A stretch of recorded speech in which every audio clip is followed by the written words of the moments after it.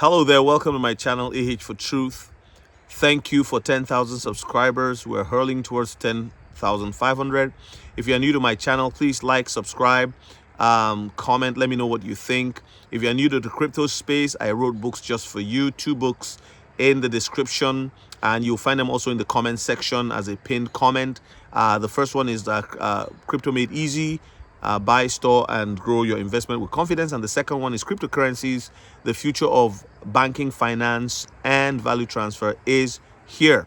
Also, you can become a member of my channel. I'm running member lives exclusively, as well as devotionals for members and encouragement as to what to do before and after the wealth transfer. All right, let's talk about Bitcoin. Bitcoin, in my opinion, is the biggest, what I say, distraction in the history of financial assets. Now, am I saying Bitcoin is bad? No. Will I invest in Bitcoin? Yes. Have I ever invested in Bitcoin? Yes. Does Bitcoin serve as a store of value? I believe so. Does it have utility? No, except for a store of value, even into the distant future. Based on its algorithm, it's coded to continue to have every 4 years. It has a 4-year cycle, and the cycles have led the altcoins for the last decade and plus. However, that is about to change. You're going to have 2 streams, in my opinion, of cryptocurrencies: the ISO 222 blockchain native assets like XRP, XDC, XLM, Cardano, Corium, Algorand, HBAR, IOTA.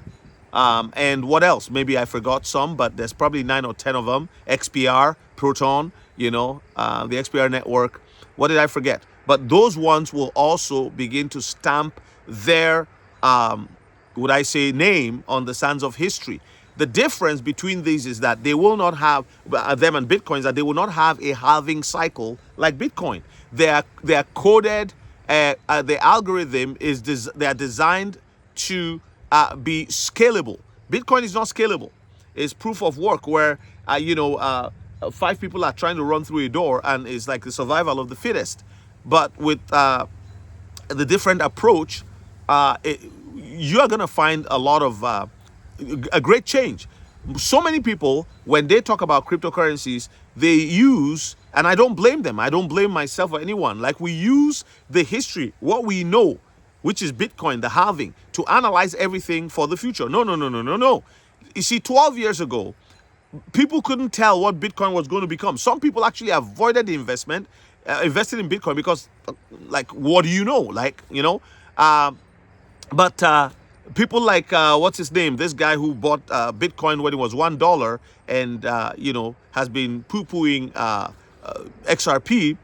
At the end of the day, when you look at it, right, he made a good move. Did he know how everything would turn out?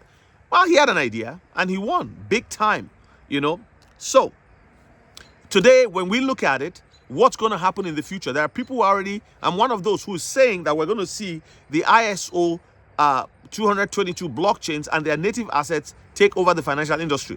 Are we going to see a 4-year cycle? No, because everything is based on something. It's based on value being transferred.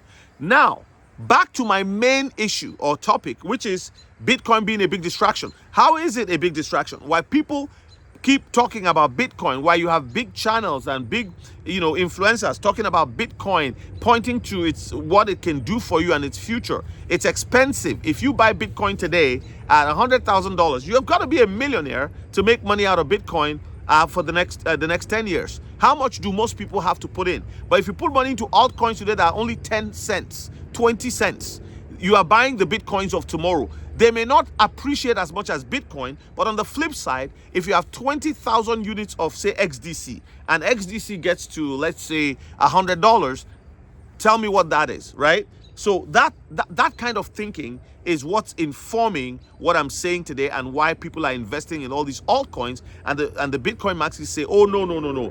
It is, Bitcoin is the only one. So let me give you 3 examples in history. I have 5, but I'll just take 3 because of time. So here are 3 historical examples where leaders used major distractions to implement significant change. The first one is Nero, the emperor of Rome in 64 CE. What was the distraction? The Great Fire of Rome It devastated much of the city. What was the action of the emperor, the government? Emperor Nero, facing suspicion of starting the fire himself, used the crisis to deflect blame onto Christians, initiating their persecution. This distraction allowed him to consolidate power, rebuild Rome in his grandiose vision, and suppress potential dissent by scapegoating a minority group. We're seeing that happening today in many other areas, including crypto. Context: while the fire's cause remains debated, ancient sources like Tacitus suggest Nero exploited the event to shift focus from his own unpopularity and implement policies that might have otherwise faced resistance. I'm building a principle here, right?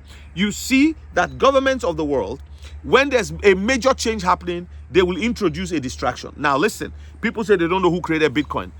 Spare me, all right? I think the government knows. I think they are part of it. I think the National Security Agency is part of the whole thing.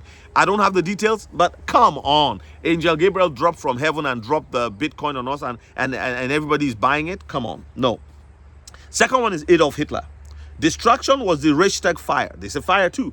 An arson attack on the German parliament was blamed on communists and created widespread fear of a revolutionary threat. So what was the action? Hitler, as chancellor, used the crisis to persuade President Hindenburg to issue the Reichstag fire decree, suspending civil liberties. All right, remember COVID? Context: the fire, whether orchestrated or opportunistic, served as a pretext to eliminate political opposition under the guise of national security. Now, is this applicable to Bitcoin? Of course. While this is not like a fire, wartime, or suspending civil liberties, what they've done is to get all the civil everybody, the populace, to look in one direction while they are doing something else over there. George Bush also, the September 11 terrorist attacks. What did they do? The Bush administration leveraged the attacks to pass the USA Patriot Act. Then the context is the public's demand for security post 9/11 allowed the administration to implement sweeping policies. Now let's bring all of that behavior to the financial industry.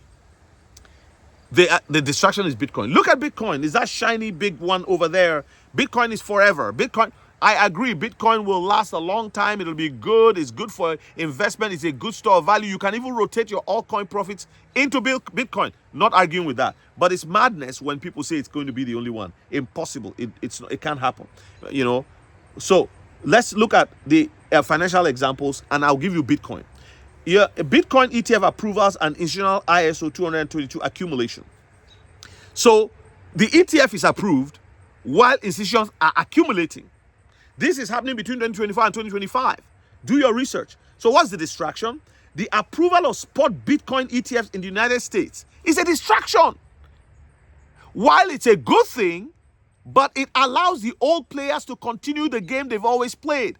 They sell you a basket of goods and tell you take 8%, 10%, that's all we can give you, while they make 300%. So it was approved in January 2024. It generated massive public and media attention. Remember, anything the media is excited about, don't get excited about it. They're fooling you. By mid-2025, Bitcoin ETFs amassed over 138 billion in assets. Well, if you are a holder of Bitcoin, you are happy. Because you have 100 Bitcoins, you only get richer. Because the ETFs track the behavior of Bitcoin. More money flows in, raising your Bitcoin up. You're like the yacht sitting on the sea. You're already a yacht. You're expensive. You're wealthy. It's valuable. But the water comes and it takes you higher, right? So what was the action? Why Bitcoin dominated headlines?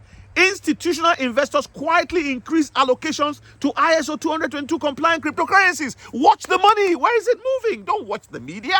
The media will not tell you the truth about where the money is going. They are distracting you.